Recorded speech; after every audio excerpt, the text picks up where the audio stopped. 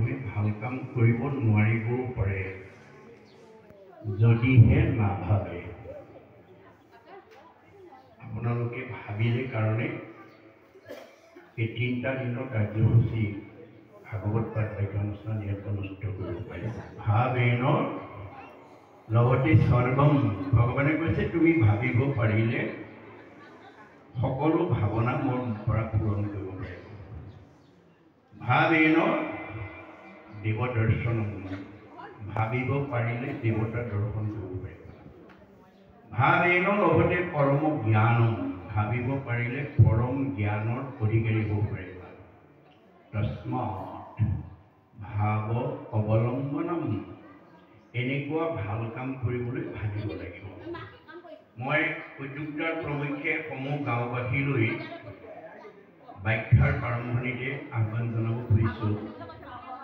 আপোনালোকে এই কাৰ্যসূচীটো এতিয়া কিমান সংখ্যক ইয়াত হয়তো উল্লেখ কৰা নাই। এই কাৰ্যসূচীটো যদি আপোনালোকে জীয়াই থকালৈকে এই কাৰ্যসূচী প্ৰতি বছৰে সাধ্য অনুসৰি 2 দিনীয়া পাৰে 3 দিনীয়া পাৰে আপোনালোকে কাৰ্যসূচী যদি অনুষ্ঠিত কৰি থাকে, তেতিয়াহ'লে এইখন গাঁৱলৈ, এইখন সমাজলৈ কোনো দুষ্ট জীৱ, বৃদ্ধ বয়সত পিতৃ মাতৃক বৃদ্ধাশ্ৰমলৈ পঠিয়াই দিয়া জীৱ এইখন গাঁৱলৈ আহিব নোৱাৰিব। শাহু বোৱাৰীৰ মাজত মনোমালিন্য হৈ থকা জীৱ এইখন গাঁৱলৈ আহিব নোৱাৰিব। ককাই ভাইৰ মাজত, ওচৰ চুবুৰীয়াৰ মাজত মনোমালিন্য কৰি থকা জীৱ ইয়ালৈ আহিব নোৱাৰিব। পোহৰৰ ওচৰলৈ যেনেকৈ আন্ধাৰ আহিব নোৱাৰাটো বিজ্ঞানসন্মত বাস্তৱ সত্য, ঠিক তেনেকৈ যিখন গাঁৱত, যিটো পৰিয়ালত, যিখন গৃহত ভগৱন্তৰ গুণনাম চৰ্চা হৈ থাকিব, সেইখন ঘৰলৈ কোনো বেয়া জীৱ আহিব নোৱাৰে। ভক্তি মানেই হৈছে পোহৰ, পোহৰ মানেই সত্য, সত্য মানে ঈশ্বৰ। গতিকে যিখন ঘৰত ঈশ্বৰ কৃষ্ণক আপুনি ৰাখিব পাৰিব লাগিব। আপোনালোকে আজি ভাগৱত শুনি এনেকুৱা এখন ঘৰত বাস কৰিবলৈ শিকিব লাগিব যিখন ঘৰলৈ কৃষ্ণ নমতাকে আহিব। ভগৱন্তক ভকতে মাতিব নালাগে, ভগৱন্তই ভকতৰ ঘৰ বিচাৰি ফুৰে। এই কথা ভাগৱতত বাগদাদক স্কন্ধত উল্লেখ আছে। যিখন ঘৰত পুৱা গধূলি ধূপ ধূনা জ্বলিব, যিখন ঘৰত পুৱা গধূলি পৰিয়ালৰ লোকে উপাসনা কৰিব, ঈশ্বৰৰ গুণনাম ল'ব, সেইখন ঘৰত কৃষ্ণ থাকিব। যেই নাম সেই হৰি জানা নিষ্ট কৰি, নামৰ সংগ নচাৰন্ত হৰি। ভগৱন্তৰ নাম থকা ঘৰখনত, পৰিয়ালত, সমাজখনত ভগৱন্ত কৃষ্ণ থাকিব। কৃষ্ণ থকা ঘৰখন বা সমাজখনৰ পৰিয়াল আনন্দত থাকিব, মিলা প্ৰীতিত থাকিব, মৰম স্নেহত থাকিব, একতাৰ দোলেৰে বান্ধ খাই থাকিব। গতিকে এই কৰ্ম আঁচনি মহাপুৰুষে ভাগৱতৰ যোগেদি আমাৰ জীৱশ্ৰেষ্ঠ মানুহৰ কাৰণে উপদেশ বাণী দি থৈ গৈছে। আৰু এই পৰিৱেশটো যিখন গাঁৱত, যিখন সমাজত মহাপুৰুষৰ মহান অৱদান, যিখন নামঘৰত এই কৰ্ম আঁচনি নাথাকিব, শ্ৰৱণ কীৰ্তন জড়িত কৃষ্ণৰ নকৰে, তৈতেকে ৰাক্ষসীগণে বিঘিনি আচৰে। যিখন ঘৰত, যিখন সমাজত ঈশ্বৰ কৃষ্ণৰ গুণনাম চৰ্চা নচলে, সেইখন গাঁৱলৈ কোন আহিব? অঘাসুৰ, বকাসুৰ, পৰম্বাসুৰ, অৰিষ্টাসুৰ, পুতনা, ব্যমাসুৰ, ধেনুকাসুৰকে প্ৰমুখ্য কৰি সমস্ত অসুৰবিলাকে আহি সেইখন পৰিয়ালত, সেইখন ঘৰত, সেইখন সমাজত বাস কৰিব। কায়িকভাৱে নাহে দেই, গুণগতভাৱে আহিব, স্বভাৱগতভাৱে আহিব। এই কথা ভাগৱতে কৈছে। শ্ৰৱণ কীৰ্তন জড়িত কৃষ্ণৰ নকৰে, তৈতেকে ৰাক্ষসীগণে বিঘিনি আচৰে। অৰ্থাৎ আসুৰিক স্বভাৱবিলাকে আমাৰ মনত প্ৰভাৱ পেলাব। আমাৰ সমাজত কিছুমান এনেকুৱা পৰিয়াল আছে, কথা ক'বই নোৱাৰে, টিঙিচকে খং উঠেই। কথা ক'লে লাঠিডাল উলিয়াই আনে, কথাও ক'লেই ঠেহ বেচ লাগি 3-4 দিন মানলৈ ভাত পানী নোখোৱাকৈ সপোন পাতি থাকে। এনেকুৱা স্বভাৱ যিখন ঘৰৰ পৰিয়ালৰ আছে সেইখন অসুৰ থকা পৰিয়াল। আপোনালোকৰ পৰিয়ালত যদি এজন আসুৰিক স্বভাৱৰ মানুহ থাকে গোটেই পৰিয়ালটোত অশান্তি কৰি থাকিব। তেওঁ নিজেও নষ্ট হ'ব, পৰিয়ালটোকো নষ্ট কৰিব। আপোনালোকৰ সমাজত যদি এজন আসুৰিক স্বভাৱৰ মানুহ থাকে তেওঁ নিজেও নষ্ট হ'ব, সমাজখনকো বিশৃংখল কৰিব। আপোনালোকে ভাগৱত শুনি এনেকুৱা এখন পৰিয়াল, এনেকুৱা এখন সমাজত থাকিবলৈ শিকিব লাগিব যিখন সমাজত ইজনে সিজনক আধ্যাত্মিকভাৱে আত্মিকভাৱে মৰম চেনেহ শ্ৰদ্ধা ভক্তি কৰি থাকিব।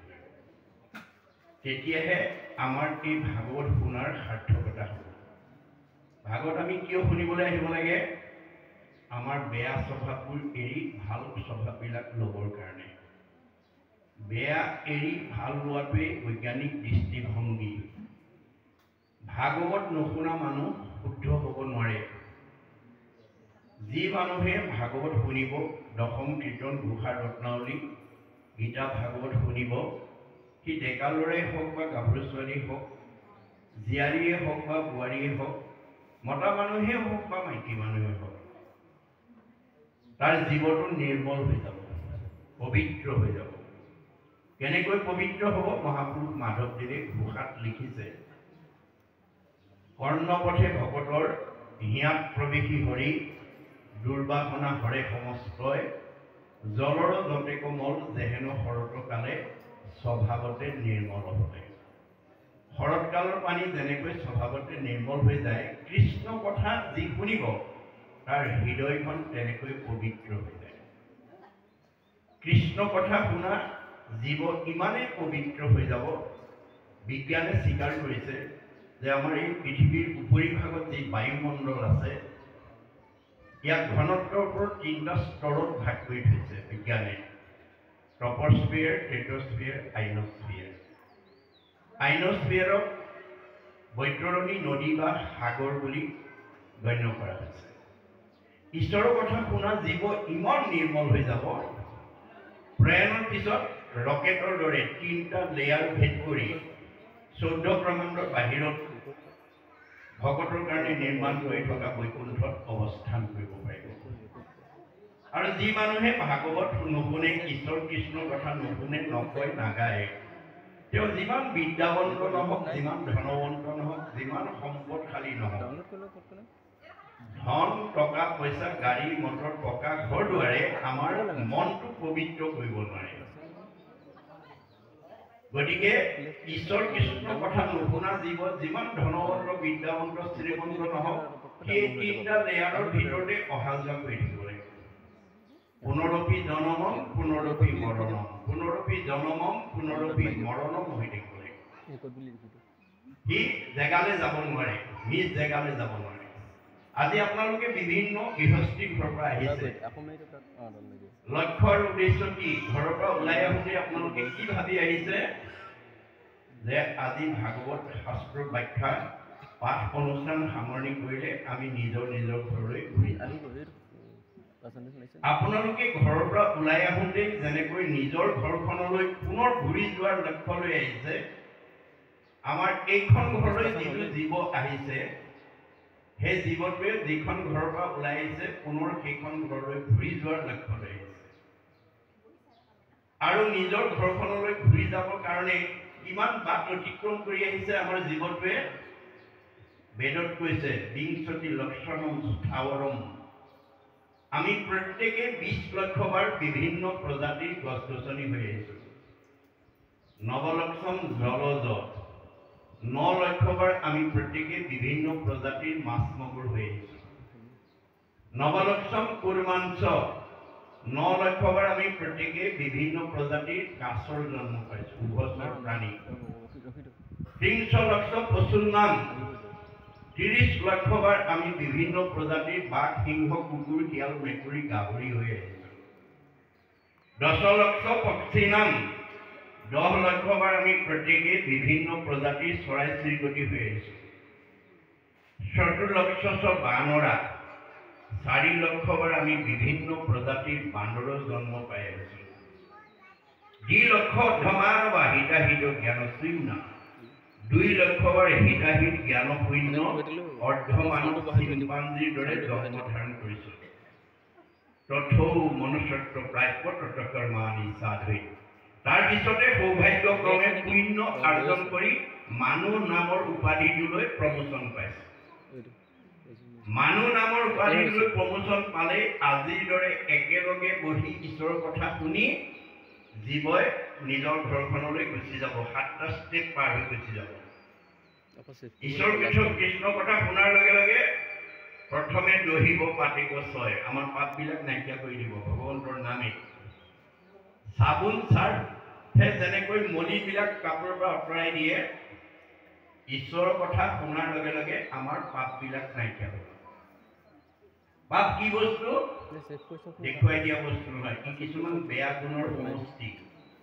কুবুদ্ধি অসৎ চিন্তা অসৎ ভাৱনা অসৎ পৰিকল্পনা কুসংস্কাৰ অন্ধবিশ্বাস মনৰ সংকীৰ্ণতা কুপৰম্পৰা এইবিলাক পাপ এই বেয়া ভাৱবোৰ যিমান দিনলৈকে আমাৰ হৃদয়ত থাকিব আমি সিমান দিনলৈকে মায়াত আবদ্ধ হৈ থাকিব আমি বেয়া কামৰ প্ৰতি আসক্ত হৈ থাকিব গতিকে ভাগৱত শুনাৰ লগে লগে প্ৰথমে দহিব পাতিক ছয় এই বেয়া ভাৱবিলাক কৰাইবে মহা পুণ্য অদ্ভুত হয় পুণ্য উপাৰ্জন হ'ব মিলাইবে বিষয়ত বিষয় বিৰকতি আহিব কৃষ্ণত পুৱাইবে প্ৰেম ভগতি কৃষ্ণ কথা শুনিবৰ কাৰণে প্ৰেমটো বাঢ়ি গৈ থাকিব উপজাইবে এটা বৈষ্ণৱ জ্ঞান আমি যে সকলো ঈশ্বৰৰ সন্তান সেইটো বুজি পাব মায়াকো দহিয়া কৰৈ নিদান উচ্চ নিচ আপোনকৰ ভাৱবিলাক নাইকিয়া হৈ যাব চৈতন্যময় পূৰ্ণানন্দ কৰি আৰু তেতিয়া আমাক জীৱত শুনি য'ৰ পৰা আহিছোঁ তাত লগাই দিব আৰু আহিব নালাগে দেই ভাগৱত শুনিবলৈ কিয় আহিব লাগে জন্ম ৰহিত হ'ব অহা যোৱা কৰি থাকিব নালাগে অহা যোৱা কৰি থাকিলে আপুনি গৰ্ভৰ যন্ত্ৰণা মৃত্যুৰ ভয়ে কোনোদিন এৰা যি মানে হেৰিয়াতে জন্ম নহওক লাগিলে গৰ্ভৰ যন্ত্ৰণা আৰু মৃত্যুৰ ভয়ে সেইকাৰণে আমি ভাগৱত শুনিবলৈ আহিব লাগে ভাগৱত কিয় শুনিব লাগিব ভাগৱততে কৈছে আকৌ শুনি বন্ধা নাৰী পুত্ৰ ভুৱে গুণৱন্ত ভাগৱত শুনিলে ল'ৰা ছোৱালী নোহোৱা মাইকী মানুহে সুযোগ্য সন্তান পোৱাৰ যোগ্যতা লাভ কৰে বুলি ভাগৱতত কৈছে আকৌ শুনি বন্ধা নাৰী পুত্ৰ ভুৱে গুণৱন্ত দুৰ্জন সজন ভুৱে দুখী ধনৱন্ত বেয়া মানুহ ভাল হৈ যাব দুখীয়া মানুহ ধনী হৈ যাব আপোনালোকৰ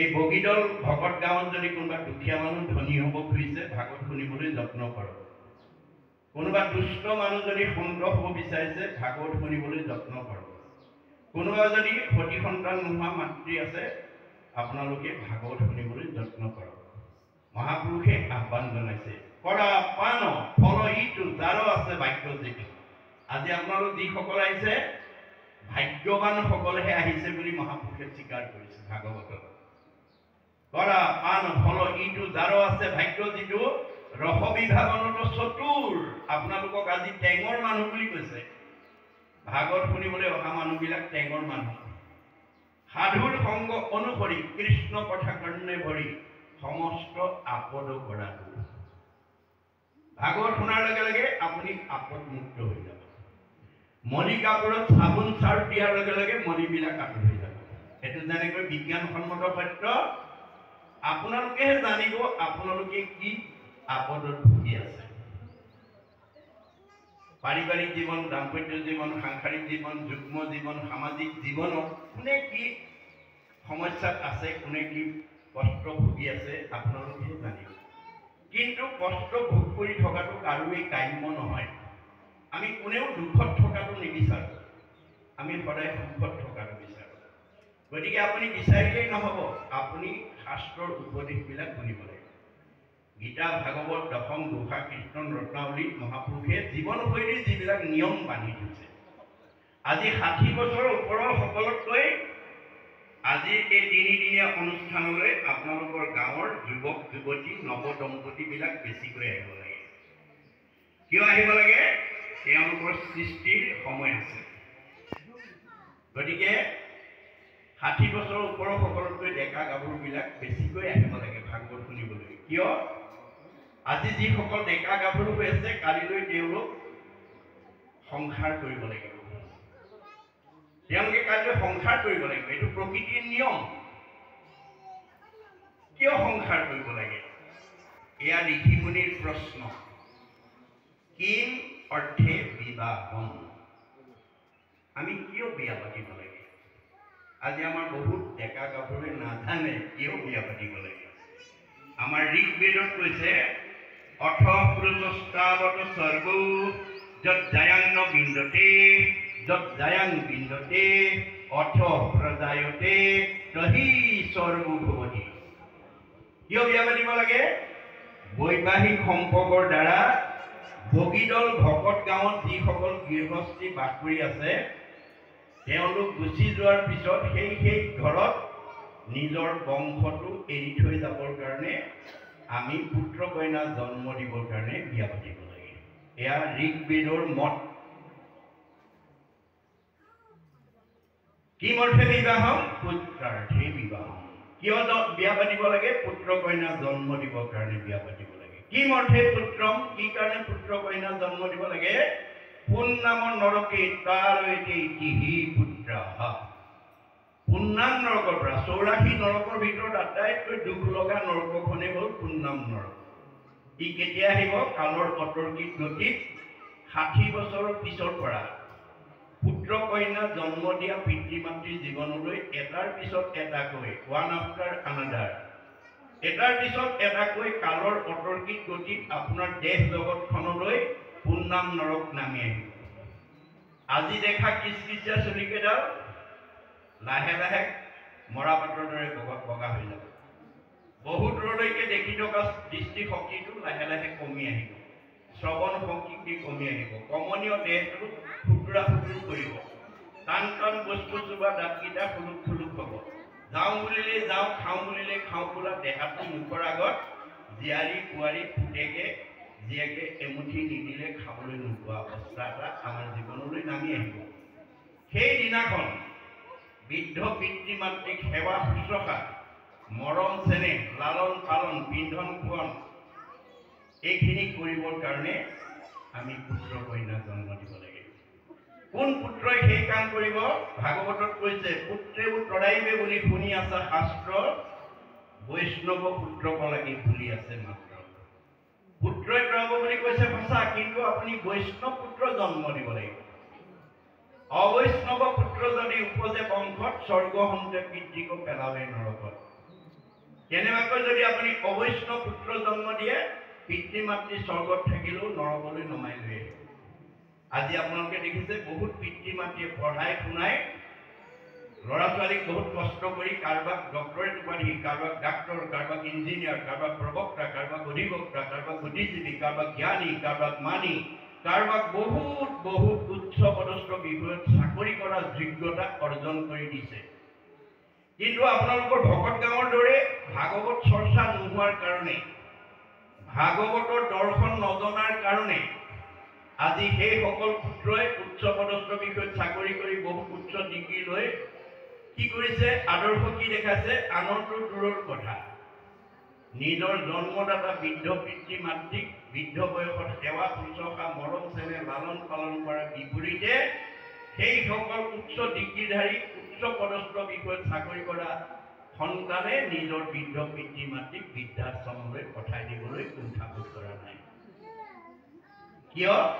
তেওঁলোকে ভাগৱত দৰ্শন নাজানে। আমাৰ ভাগৱতত ভগৱন্তই কৈছে যিটো পিতৃ মাতৃ জন্মিলেক দেহ পুহিলেক অনুদিন শতেক বৎসৰে সিটো পুত্ৰে তাৰ খুজিবে নপাৰে ঋণ। যি পিতৃ মাতৃয়ে আমাক জন্ম দি বিশ্ব সংসাৰ দেখালে, আমাৰ মানৱ জীৱনৰ 100টা বছৰত তেওঁলোকৰ ঋণ আমি পৰিশোধ কৰিব নাজানো।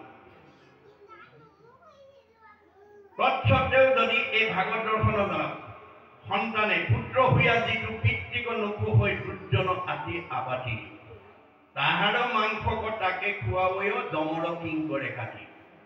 কোনোবা সন্তানে যদি নিজৰ পিতৃ মাতৃক যদি বৃদ্ধ বয়সত সেৱা শুশ্ৰূষা নকৰে, মৰম চেনেহ নকৰে, লালন পালন নকৰে, তেতিয়াহ'লে তেওঁলোক ইমান দুখৰ দুখী হ'ব লাগিব, তেওঁলোকৰ মাংস কাটি কাটি জংকি কৰি তেওঁলোকে ভোগ খোৱা। অকল সিমানেই নহয়, বৃদ্ধ পিতৃ মাতৃ গুৰু বন্ধুজন নোপোষে পিতৃ পুত্ৰক নিশ্বাস কাঢ়ন্তে জীৱন্তে থাকন্তে জানিবা সিটো মৃতক। বৃদ্ধ পিতৃ মাতৃক সেৱা শুশ্ৰূষা